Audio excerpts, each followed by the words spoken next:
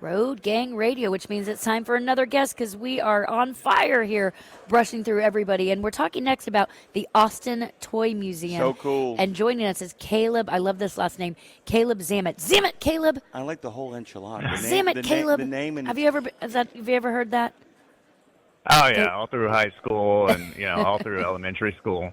I just wanted to take you back to the dark times of your life growing up. Dazed and confused. Dazed and Right. confused, my friend. Caleb Definitely is middle school. Definitely middle school. Oh, don't take me back there. This is so cool to have you on, Caleb. You work with the Austin Toy Museum. We have a monthly segment with a guy named Terry Taylor. He's got a toy store in Kansas called 1313 Mockingbird Toys. So we have our truck drivers on this show. They like when they're stopping through cities, finding cool things, cool figurines, weird roadside attractions, as well as toys. So you're a perfect guest to be on today. Good morning. Thanks for being here. Oh, no problem. Thanks for having me. By the way, I want to start, as I ask this question all the time, in regards to walking into your museum. There's always kind of a feeling, an experience that any curated museum wants to create. There's a lot of stuff in here, and I kind of wanted you to give our listeners a sense of when they walk into the museum, what they're going to feel, what they're going to see, and where they're going to want to go after they get their butts in the door. So basically, it's just supposed to bring you back to your childhood and your childhood memories. So we have a huge collection of toys from the 80s, 90s, and 100 years back, and also lots of vintage arcades, video games. So when they come in, basically it's a feeling of nostalgia for all the things they grew up with, and everybody's going to see something that they played with, pretty much. It's the diorama thing for me. I saw that word diorama in the description and immediately was back to my child. Even just hearing that word, you remember what that is. I don't know. Tara, you're 25. Did you do dioramas as a kid? Okay, so she doesn't even know what it is. So it's definitely a nostalgia thing. It's definitely a throwback. I mean, I grew up in the 80s and 90s, so I feel that. So talk a little bit about how that, because that's a very different take on this, because you're literally walking into your childhood, it's right? It's mini curation. I mean, in a lot of ways, it's almost like curation in the micro. And from terms of looking at all this stuff here, and we'll get to the video arcade games in a second here, but there really is a sense of almost walking into a really substantial collection of somebody's attic from the 1970s that has been done pristine. Is that fair? Yeah, 70s, 80s, and 90s. And a lot of the dioramas are inspired off the old Sears catalogs or, commercials from that time period.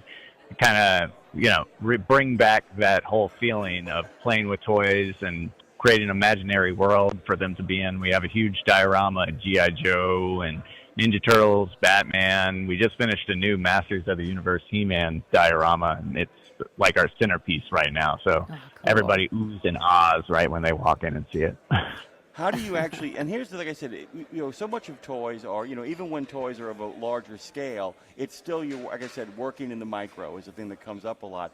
How do you guys put this stuff together, and how do you assemble it? Because in going through the images and kind of looking at what you guys are offering, there really is a rack-packed and stacked feel, but it seems to have an order to it. It seems to have a sense in regards to not just time period, but placement as well. Can you talk a little bit about how you guys go about curating this stuff?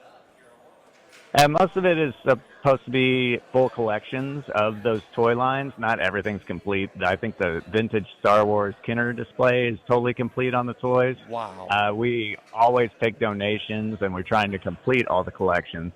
But we try to have the best examples of all the toys as well. So the finest, most pristine examples, along with all their accessories, which is a bit of a hassle, but, it's fun.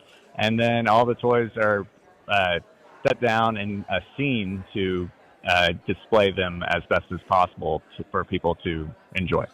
And when we're talking about experiences, which we are right now, and for to people stop by and see, by the way, you can go to their website, which is austintoymuseum.org. That's easy enough. This is a real experience. You're going to walk through, you're going to get the whole feel. But guys, they also have the arcades and pinballs are on free play, and they have craft beers, wines, and ciders. It's like you can make a whole day of this, or at least a stop on your Austin experience if you're making a weekend of it. So are people coming? Really, do you see people bringing? I assume families. Are you getting bachelor parties coming through there? Because I would think that would be a fun way to get your gang together and spend the day. It's kind of a mix because we get a lot of families in the early days, and on weekends we stay open late till midnight. So it gets slightly rowdy, but we have Guitar Hero going for people they can play, and then we Yes. have craft beer and ciders and seltzers for people to drink as they look around and enjoy the museum. And everything is set to free play on the arcade, so people don't have to worry about quarters or anything. Though people still put quarters in there, for just the feel of it. We consider that a donation.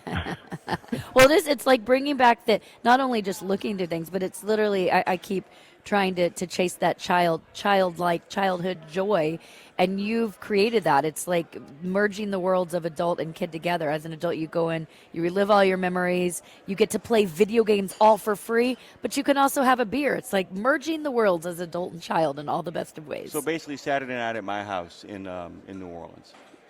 Sure. Awesome. I've never spent a Saturday night at your house in New Orleans, but now I'm there. Now I'm there mentally. Now you're marinating in it. It's like I said, Lindsay hit the nail on the head. I really think you got it. The idea that you actually walk into nostalgia with the idea that you can enjoy it these days. I'm going to make you date yourself, by the way, Caleb.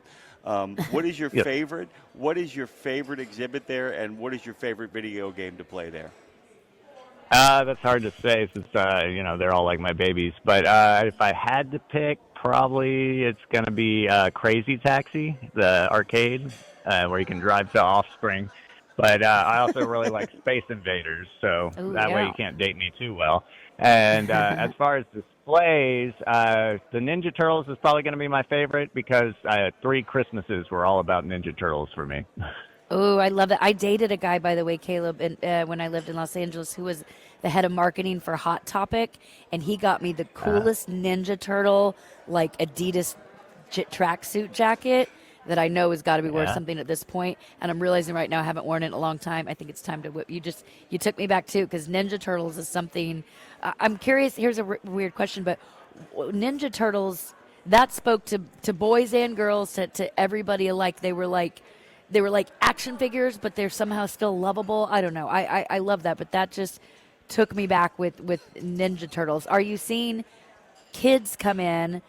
So if I would bring my kid in and seeing this camaraderie happening between parent and child, where kids are seeing their parents as kids again, if that makes sense. Oh, yeah, definitely. A lot of, parents bring their kids in and they'll be like, oh, look, this is the toy I played with, and this is the first version of Optimus Prime, so you have the later version of Optimus Prime.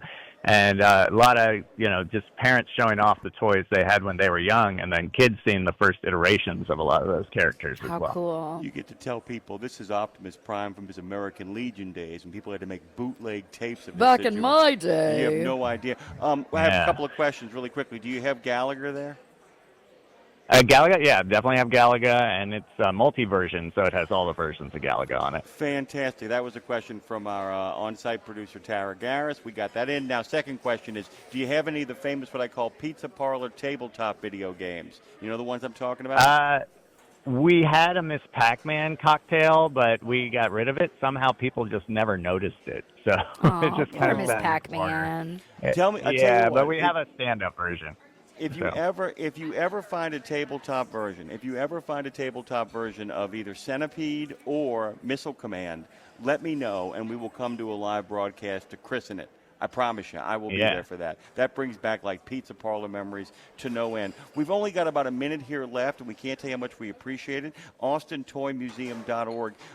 If there is one thing that you will actually take a guest over to take a look at when they arrive at the museum, and you had to pick one thing, what do you, like I said, that you have your favorites, but what is the most impressive? What do you feel like, hey, man, this is it right here?